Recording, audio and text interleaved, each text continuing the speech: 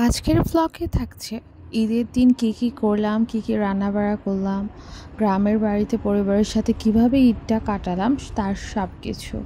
আর অবশ্যই ভিডিওটা দেখার সময় সাবস্ক্রাইব করবেন এবং লাইক কমেন্ট শেয়ার করতে ভুলবেন না।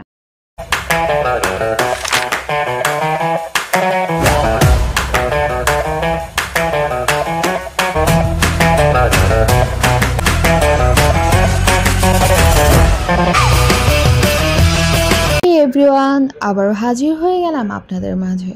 তো এটা হচ্ছে চাঁদ রাতের ভিডিও। তো চাঁদ রাতে সবাই হচ্ছে আমরা মেহেদি দিব আমাদের বাসায় যারা যারা আছে। আমরা গ্রামের বাড়িতে যেহেতু ঈদ করতে গিয়েছি, তো চাঁদ রাতে আমার হাজব্যান্ড আমাদের জন্য হচ্ছে গ্রিল আর হচ্ছে নান নিয়ে এসেছে। তো আমরা ওদিকে মেহেদি পরবো, মেহেদি পরার আগে খাওয়া দাওয়া শেষ করে নিচ্ছি। তো এখানে হচ্ছে নোয়াখালীতে এসেছে চৌমনি থেকে এই গ্রিল আর নানটা এনেছিল। তো আমরা হচ্ছে এটা খেয়ে তারপরে হচ্ছে মেহেদি পরব। তো পরের দিন সকালবেলা, ঈদের দিন সকালবেলা ঘুম থেকে উঠে হচ্ছে নুডলসটা করে নিব। নুডলসটা করেছিল মনীষা, মানে আমার ননদ, ও করেছিল নুডলসটা, আর বাকি সবগুলো হচ্ছে আমি করব।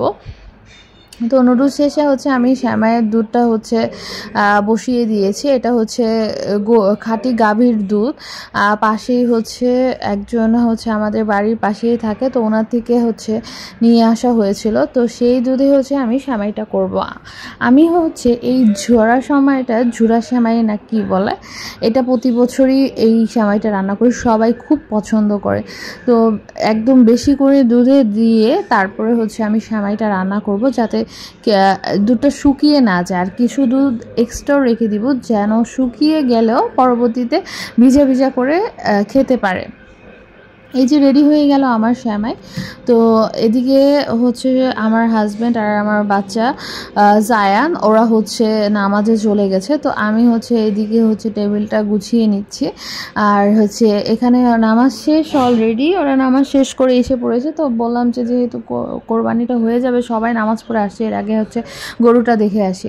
আর এদিকে হচ্ছে নামাজ শেষ করে আমার হাজব্যান্ড আর হচ্ছে জায়ান, ওরা মিলে হচ্ছে আমার শ্বশুরের পারিবারিক কবরস্থান আমাদের, তো ওইখানে কবরটা জিয়ারত করে নিল। আর এখানে হচ্ছে হুক্কি আপু, উনি হচ্ছে চালের রুটি প্রিপারেশন নিচ্ছে, চালের রুটি বানাবে। প্রতি বছরই আমার শাশুড়ি হচ্ছে গরুর মাংস আর চালের রুটি, আর হচ্ছে এটা থাকবেই, মাস্ট এটা থাকবে। তারপর হচ্ছে ভাত, পোলা বা বিরিয়ানি যে যেটা খায় সেটা করে নেয়, বাট চালের রুটি মাস্ট থাকে। সবাই আসে, সবাই হচ্ছে চালের রুটিটা দিয়ে হচ্ছে গরুর মাংসটা দিয়ে খায়, যার জন্য এটা করা হয়। তো এদিকে হচ্ছে গরুর মাংসটা হচ্ছে আমাদের আগে কিছুটা দিয়ে গিয়েছে রান্না করার জন্য ঘরে। তো আমি হচ্ছে এটা বসিয়ে নিব। এইটা হচ্ছে অর্ধেক পরিমাণ, আর বাকি অর্ধেক হচ্ছে আমার শাশুড়ি তার হাতে রান্না করবে। আমরা দুইজনে মিলে ঝিলে রান্না করি। দুইটা হচ্ছে আমরা 2 পাতিলে রান্না করেছি। এটা হচ্ছে এটার পরিমাণে আরেক পাতিল হচ্ছে আমার শাশুড়ি রান্না করবে। তো আমি হচ্ছে ঝটপট করে বসিয়ে দিব। এগুলো ওয়াশ করে এনেছিল হুকি আপু, আমাকে অনেক হেল্প করেছে, মাও অনেক হেল্প করেছে। তো যেহেতু আমি মাটির চুলায় একটু প্রবলেম হয় রান্না করতে, তারপরে হচ্ছে আমি প্রতি বছর ট্রাই করি যে রান্না করার জন্য, তারা সবাই আমাকে হেল্প করে। তো এইদিকে আমি প্রত্যেকটা মশলা, আর গরুর মাংস যদি এভাবে কোরবানির মাংসটা যদি খালিও রান্না করা হয় খুব টেস্ট হয়।